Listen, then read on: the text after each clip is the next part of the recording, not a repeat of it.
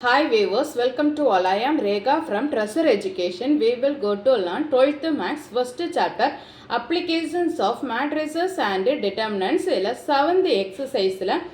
First problem, solve the following system of homogeneous equations. நம்ம வந்து already exercise 1.6ல் வந்து நான் ஹோமோஜீனியஸ் லீனியர் இக்குவேஷன்ஸ் பார்த்துருப்போம்.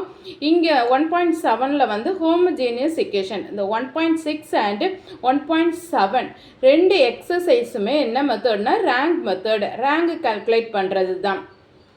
நான் ஹோமோஜீனியஸ் இக்குவேஷன்னா என்ன, ஈக்குவல்ட்டுக்கு ரைட் சைடில் வந்து ஏதாவது ஒரு வேல்யூ இருக்கும், ஒரு கான்ஸ்டன்ட் இருக்கும். அதே இது ஹோமோஜீனியஸ் லீனியர் இக்குவேஷன்னா என்னென்னா ஈக்குவல்ட்டுக்கு ரைட் சைடில் வந்து 0 தான் இருக்கும்.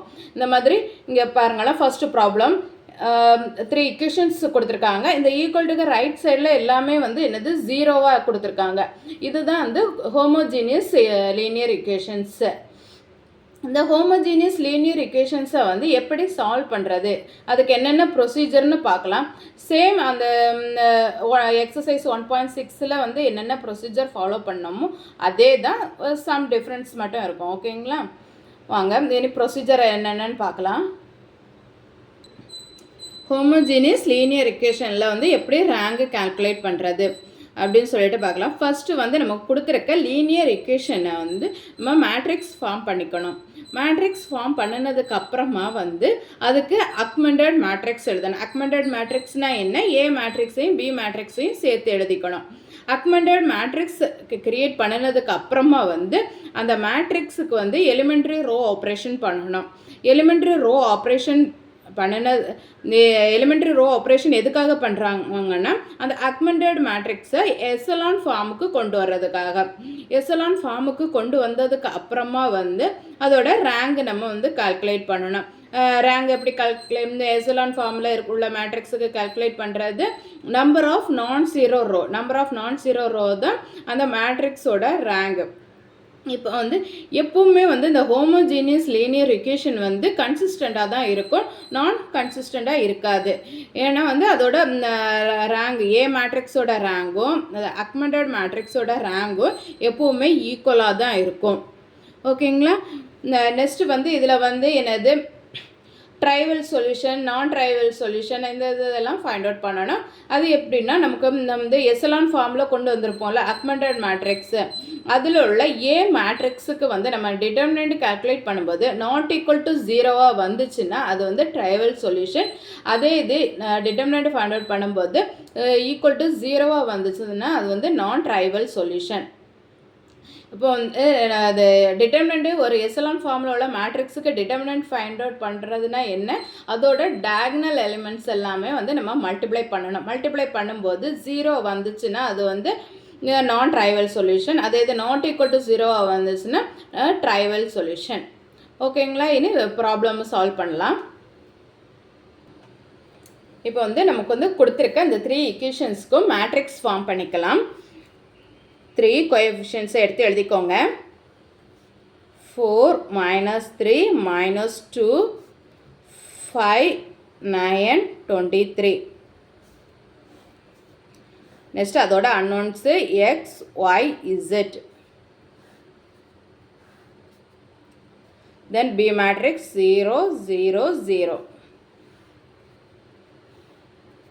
இது A matrix, X matrix, then இது பி மேட்ரிக்ஸ். இனி அக்மெண்டட் மேட்ரிக்ஸ் கிரியேட் பண்ணணும்.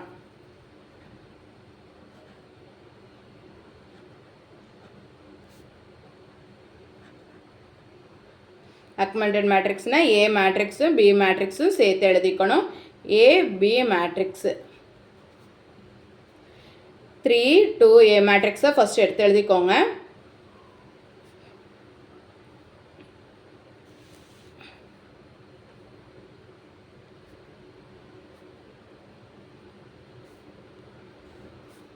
நெக்ஸ்ட்டு ஒரு லைன் போட்டுட்டு பி மேட்ரிக்ஸ் 0 0 0. இனி இதுக்கு வந்து எலிமெண்ட்ரி ரோ ஆப்ரேஷன் பண்ணணும். எலிமெண்ட்ரி ரோ ஆப்ரேஷன் ஃபர்ஸ்ட்டு வந்து இங்கே வந்து R2 ரோவையும் R3 ரோவையும் இந்த பைவட் எலிமெண்ட்டுக்கு கீழே உள்ளதை நம்ம வந்து என்னது 0 கொண்டு வரணும்.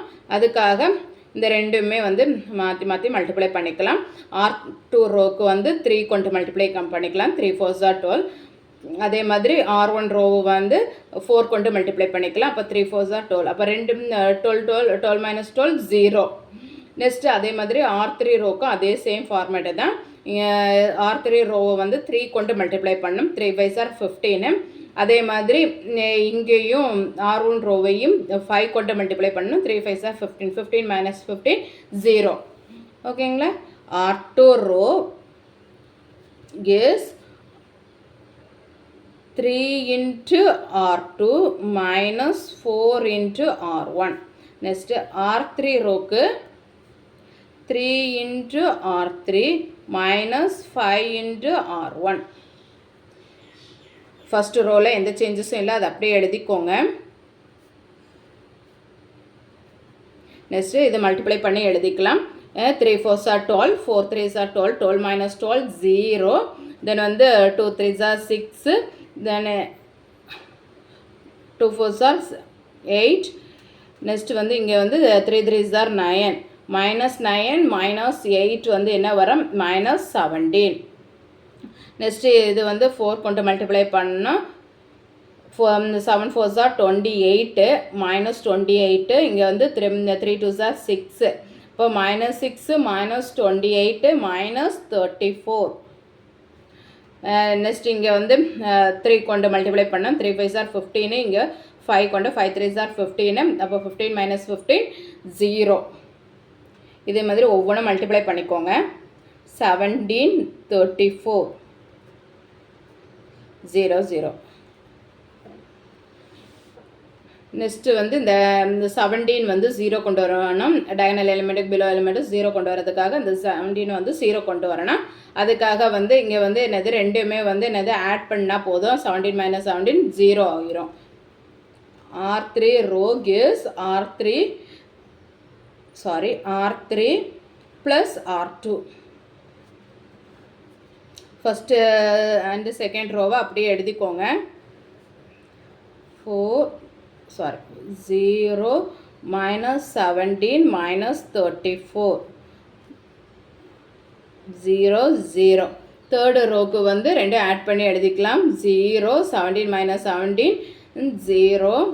அதே இது 34 minus 34 0 0.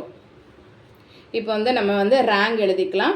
ரேங்க் எத்தனை நான் ஜீரோ ரோ 1 2. அப்போ row of A equal to row of A comma B ரெண்டுக்குமே வந்து என்னது தான் நான் ஜீரோ ரோ வந்து 2. அப்போ ரேங்க் வந்து 2. அந்த ரேங்க் வந்து என்னது நம்பர் ஆஃப் அன்னோன்ஸ் நமக்கு எத்தனை 3 அன்னோன்ஸு. இது வந்து நம்பர் ஆஃப் அன்னோன்ஸுக்கு வந்து லெஸ்ஸாக இருக்குது. ஸோ லெஸ்ஸாக இருந்துச்சுன்னா the system is consistent with infinite number of solution. The system is consistent with infinite number of solution. இந்த மாதிரி infinite number of solution இருந்துச்சுன்னா அந்த இது வந்து என்னது நான் ட்ரைவல் சொல்யூஷன். ஏன்னா இதுக்கு வந்து நம்ம இப்போ வந்து டிட்டர்மினேட் ஃபைண்ட் அவுட் பண்ணணும்னு வச்சுக்கோங்க. நமக்கு வந்து என்னது 0 தான் வரும். இங்கே டயகனல் எலிமெண்ட்ஸ் எல்லாம் வந்து மல்டிப்ளை பண்ணும்போது என்ன தான் கிடைக்கும்? நமக்கு வந்து 0 தான் கிடைக்கும். அப்படி டிட்டர்மினன்ட் வந்து ஈக்குவல் டு 0வாக இருந்துச்சுன்னா அது வந்து என்னது நான் ட்ரைவியல் சொல்யூஷன். நான் ட்ரைவியல் சொல்யூஷன். இனி வந்து இந்த இதுக்கு வந்து ஈக்குவலண்ட் ஈக்குவேஷன்ஸ் ஃபார்ம் பண்ணி நமக்கு வந்து XYZ வேல்யூ ஃபைண்ட் அவுட் பண்ணிடலாம். மேட்ரிக்ஸ் ஃபார்ம் பண்ணிக்கலாம். Normal matrix 3 2 7 0 minus 7. அந்த அக்மெண்டட் மேட்ரிக்ஸை நார்மல் மேட்ரிக்ஸாக சேஞ்ச் பண்ணி எழுதிக்கோங்க. தென் அன்னோன்ஸ் என்ன XYZ 0 0 0. இனி வந்து ரெண்டையும் மல்டிப்ளை பண்ணி ஈக்குவேஷன் ஃபார்ம் பண்ணிக்கலாம்.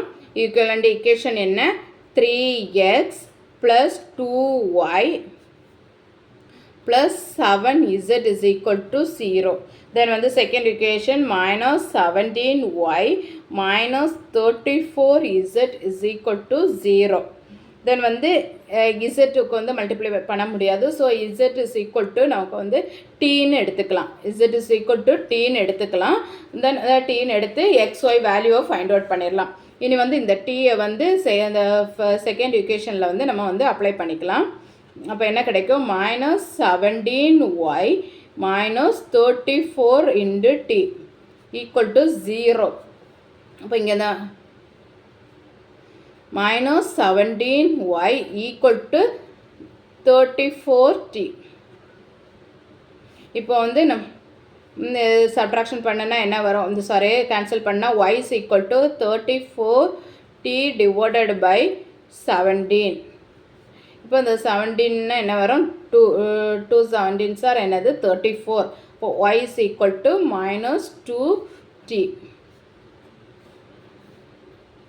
இனி z and y வேல்யூ வந்து ஃபஸ்ட் ஈக்குவேஷனில் வந்து சப்ஸ்டியூட் பண்ணிக்கலாம். y is equal to நமக்கு என்ன கிடச்சிருக்கு? -2t. Then z is equal to t. இதை வந்து நம்ம வந்து ஃபஸ்ட் ஈக்குவேஷனில் சப்ஸ்டியூட் பண்ணிக்கலாம். அப்போ என்ன வரும்? 3x + 2 into -2t plus 7 into t equal to 0. 3x is equal to the 2 2s are 4 -4t வரும். அது ஈக்குவல் டுக்கு ரைட் சைடில் போகும்போது என்ன ஆகும்? +4t ஆகும். தென் வந்து இங்கே +7t இருக்குது. அது ஈக்குவல் டுக்கு ரைட் சைடில் போகும்போது -7t. இப்போ 3x is equal to என்ன கிடைக்கும்? -3t. இப்போ வந்து இந்த மைனஸ் கேன்சல் ஆகாது. இந்த 3யும் 3யும் கேன்சல் ஆகும். அப்போ x is equal to -t. x is equal to நமக்கு என்ன கிடச்சிருக்கு? x is equal to -t, y is equal to -2t, then z is equal to t. இதுதான் நம்மளுடைய xy z values. Next question பார்க்கலாம். First கொஸ்டினில் second problem. First வந்து நமக்கு கொடுத்துருக்க லீனியர் இக்குவேஷனுக்கு வந்து நம்ம வந்து மேட்ரிக்ஸ் ஃபார்ம் பண்ணிக்கணும். கோஎஃபிஷியன்ஸை ஃபஸ்ட்டு எடுத்து எழுதிக்கலாம். 2 3 -1 1 -1 -2 3 1 3. நெக்ஸ்ட்டு அன்னோன்ஸை எடுத்து எழுதிக்கோங்க. x y z. Then B matrix 0 0 0. A matrix, X matrix, then இது B மேட்ரிக்ஸு. இப்போ மேட்ரிக்ஸ் ஃபார்ம் பண்ணிவிட்டோம். மேட்ரிக்ஸ் ஃபார்ம் பண்ணதுக்கப்புறமா என்ன ஃபார்ம் பண்ணணும்? அக்மெண்டட் மேட்ரிக்ஸ் வந்து க்ரியேட் பண்ணணும்.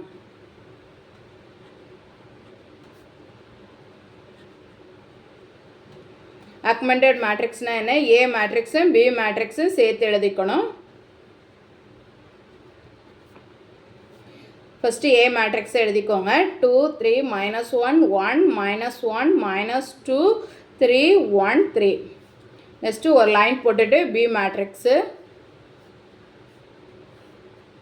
நெக்ஸ்ட்டு எலிமெண்ட்ரி ரோ ஆப்ரேஷன் பண்ணணும். எலிமெண்ட்ரி ரோ ஆப்ரேஷனுக்கு ஃபஸ்ட்டு வந்து இங்கே வந்து 1 இருக்குது. ஸோ அதனால் வந்து இந்த R1 ரோவையும் R2 ரோவையும் இன்டர்சேஞ்ச் பண்ணிக்கலாம். R1 ரோ R2 ரோ வந்து இன்டர்சேஞ்ச் பண்ணி எழுதிக்கலாம். 1 -1 -2. தென் வந்து செகண்ட் ரோக்கு வந்து ஃபஸ்ட் ரோவை எழுதிக்கோங்க.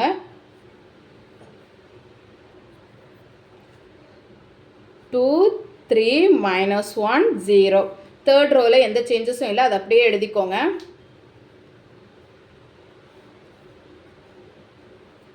நெக்ஸ்ட்டு பைவட் எலமெண்ட்டுக்கு பிலோ எலமெண்ட்ஸ் வந்து நம்ம வந்து 0 கொண்டு வரணும். அதுக்கு வந்து என்னது? இங்கே வந்து 2 இருக்குது, இங்கே 1 இருக்குது. அப்போ R1 ரோவை 2 கொண்டு மல்டிப்ளை பண்ணணும். மல்டிப்ளை பண்ணிவிட்டு R1 ரோவையும் R2 ரோவையும் சப்ட்ராக்ஷன் பண்ணும்போது நமக்கு வந்து 0 கிடைக்கும். R2 ரோக்கு வந்து என்ன பண்ணுறோம்? R2 row -2 into R1 row. அதே மாதிரி R3 ரோக்கு வந்து என்ன பண்ணலாம்? R3 row gives R3 -3 into R1. இனி வந்து ஃபஸ்ட் ரோவில் எந்த சேஞ்சஸும் இல்லை. அது அப்படியே எழுதிக்கலாம். நெக்ஸ்ட்டு வந்து இப்போ வந்து ஃபஸ்ட்டு ரோவை வந்து 2 கொண்டு மல்டிப்ளை பண்ணணும். இங்கே வந்து 2 இருக்குது. 2 - 2 வந்து என்ன ஆகும்? 0. இங்கே வந்து என்னது? 2 கொண்டு மல்டிப்ளை பண்ணும்போது -2 - into +. அப்போ 3 + 2 வந்து 5. நெக்ஸ்ட்டு இங்கே 2 2s are 4. 4 minus into minus plus plus 4 -1 plus 4 என்னது 3 0. நெக்ஸ்ட்டு R3 ரோக்கும் R1 ரோவை 3 கொண்டு மல்டிப்ளை பண்ண 3 - 3 0 -3 1 + 3 4 2 3s are 6 இப்போ plus 6 3 + 6 9.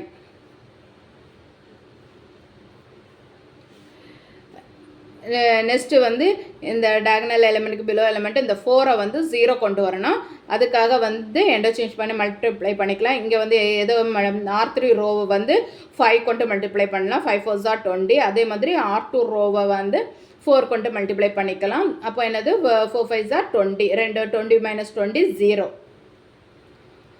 R3 row gives 5 into R3 minus 4 into R2.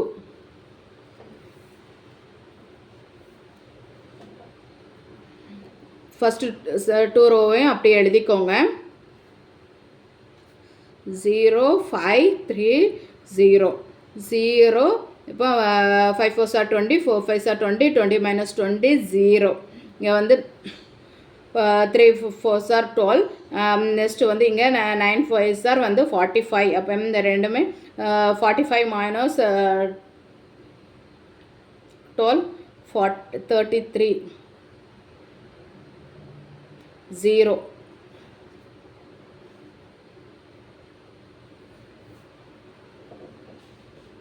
Next வந்து இதுக்கு வந்து இது வந்து இப்போ வந்து என்ன மேட்ரிக்ஸில் இருக்குது எக்ஸலான் ஃபார்மில் இருக்குது. எக்ஸலான் ஃபார்மில் ஒரு மேட்ரிக்ஸ் இருந்துச்சுன்னா அதோட ரேங்க் வந்து number of non zero row. இங்கே number of non zero row என்ன இருக்குது 3 rows இருக்குது. அப்போ நமக்கு வந்து row of A equal to row of AB equal to எத்தனை நான் ஜீரோ ரோ 3.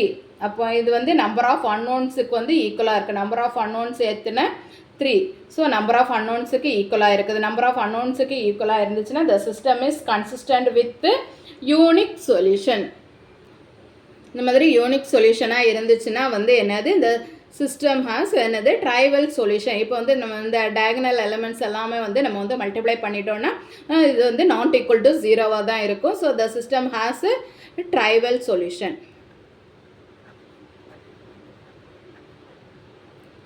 ஓகேங்களா? நெக்ஸ்ட் கொஸ்டின் நம்ம நெக்ஸ்ட் வீடியோவில் நம்ம XY Z value find out பண்ணணும் இல்லை. அப்போ இந்த ஃபஸ்ட்டு ஆக்மெண்டட் மேட்ரிக்ஸை நார்மல் மேட்ரிக்ஸாக எழுதிக்கோங்க. 5 0 5 3 தென் இது 33 X Y Z equal to 0 0 0. நமக்கு வந்து இங்கே வந்து இப்போ வந்து பி மேட்ரிக்ஸ் வந்து 0 0 0 தான் இருக்குது. அப்போ நமக்கு வந்து XYZ வேல்யூ என்ன தான் கிடைக்கும் 0 தான் கிடைக்கும். X is equal to 0, Y is equal to 0, then Z is equal to 0. X is equal to Y is equal to Z is equal to 0 தான் வேல்யூஸ் கிடைக்கும். ஓகேங்களா?